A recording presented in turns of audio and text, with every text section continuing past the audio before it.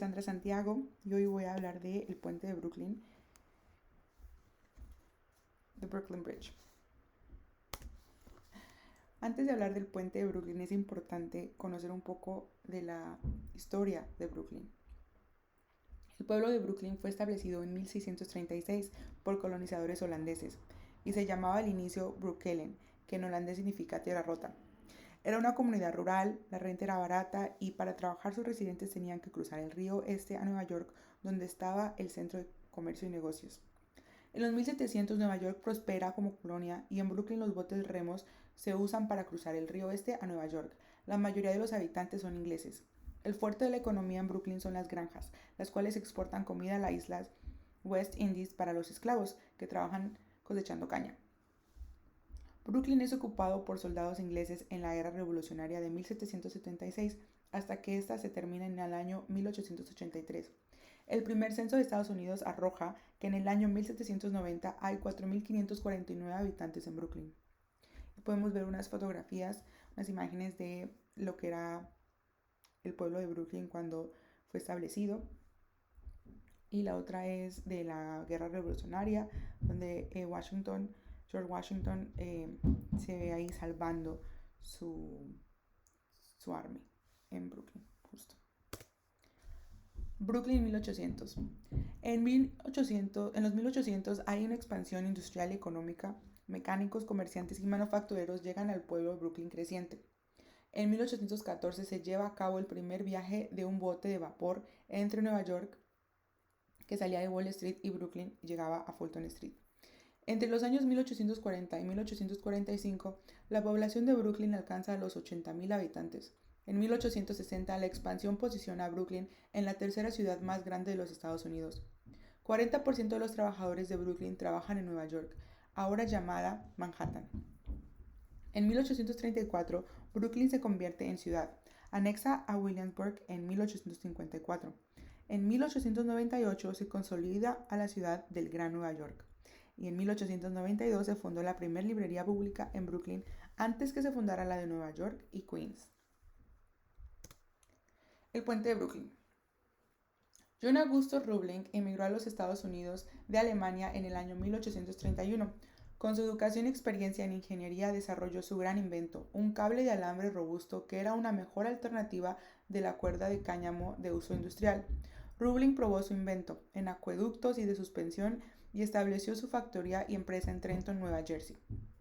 En 1867, la compañía de Roebling fue elegida para diseñar y construir el puente que uniría a Nueva York y Brooklyn.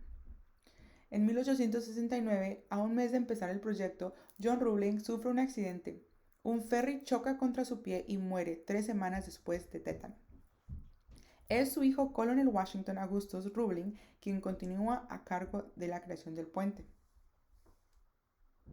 Es importante mencionar pues un dato que Roebling no creía en la medicina, la científica, y pensaba que su pie se iba a curar solo, pero pues lamentablemente muere a unas semanas. Y podemos ver en el retrato a John Augustus Roebling y al hijo Washington Augustus Roebling al lado. El puente y sus complicaciones. El puente está construido con piedra caliza, granito y cemento. Su diseño es neogótico, con sus característicos arcos apuntados en las dos torres laterales. Innovó con el uso de cable de acero y tecnología de cajones neumáticos. El puente colgante de acero tiene una longitud de 1825 metros, un ancho de 26 metros y un alto de 84 metros. Cuenta con 2 niveles, uno para vehículos, bicicletas y otro para peatones. Las complicaciones para crear el primer puente de suspensión de acero en el mundo fueron muchas, entre ellas la excavación de 21.5 metros para la fundación de las dos torres del puente. La cama rocosa y otras obstrucciones naturales retrasaron la construcción. Ahí, bajo la tierra, las condiciones de los trabajadores eran inhumanas, horroríficas. Cuando el aire comprimido salía de la cámara, causaba reventones que llenaban todo de agua y restos, matando a los trabajadores. Es importante mencionar que para esta época poco se sabía sobre los efectos de trabajar bajo el agua en alta presión. La peor condición y más peligrosa era justo una complicación médica llamada enfermedad de cajón, causada por burbujas de nitrógeno que se liberaban en los tejidos musculares. Si un trabajador alcanzaba la superficie muy rápido, sin descompresión apropiada, sufría de calambres, parálisis y hasta la muerte. Durante la construcción se conocen de más de 106 casos de trabajadores con la enfermedad de cajón, incluyendo a el mismo Washington Roebling. Inauguración. Tras contraer la enfermedad del cajón, Washington Roebling no pudo regresar a la obra y construcción del puente. Se recuperó solo para dirigir el proceso desde su cama en Brooklyn Heights. Durante los próximos 10 años, su esposa Emily Warren Roebling se convierte en sus ojos, oídos y voz en el proyecto. Emily se convierte en supervisora de facto de la construcción del puente de Brooklyn. Emily no solo era la esposa, fue graduada también de ingeniería. Entonces era ingeniera. El 24 de mayo de 1883 se inaugura el puente entre discursos, fuegos pirotécnicos y una ceremonia a la que acudieron el presidente del país, Chester A. Arthur, y los alcaldes de Manhattan y Brooklyn. En un carruaje y cargando un gallo como símbolo de victoria, Emily fue la primera persona en cruzar el puente. Y podemos ver a la derecha un retrato de Emily y dos imágenes de la inauguración del puente de Brooklyn. Se veía majestuoso, se veía victorioso.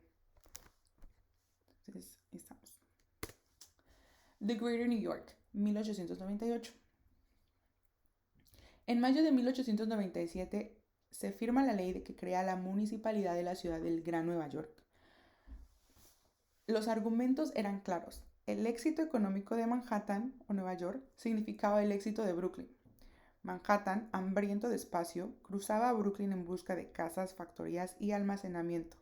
Para no sonar tan mercenario y para suavizar un poco la razón comercial, se empleó la idea de que las mujeres ricas de Brooklyn podrían decir orgullosas: soy de la ciudad de Nueva York, cuando viajaran al extranjero, y así alardear igual que lo hacían los de París y Londres.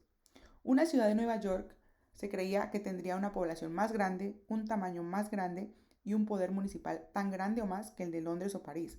Eso pondría a la ciudad de Nueva York a la par de las grandes ciudades europeas, algo que obsesionaba a los americanos. Y al lado podemos ver unas imágenes de cómo estaba establecido The Greater New York. Es importante también mencionar que el Greater New York no solo trajo prosperidad, sino que trajo desplazamiento de personas que ya habitaban esos vecindarios de Brooklyn, que estaban al lado del puente, y que la renta obviamente se volvió más cara, que las personas empezaron a vivir en situaciones peores que las que ya vivían con el tema del espacio. Había muchas personas viviendo juntos, habían incendios, era algo muy triste que las personas que vivían en los edificios que estaban abajo del puente vivían en oscuridad, porque justo el puente bloqueaba la luz del sol natural. Entonces empezó a haber esta sensación de oscuridad, de desapego también de su comunidad. Conclusiones. Los efectos de la consolidación fueron muchos, algunos buenos y algunos no tanto. La transportación y la infraestructura mejoró con trenes subterráneos y carreteras que cruzaban los condados con personas, bienes y servicios. Los servicios municipales como sanidad, policía y servicios sociales se unificaron como una sola agencia cada una.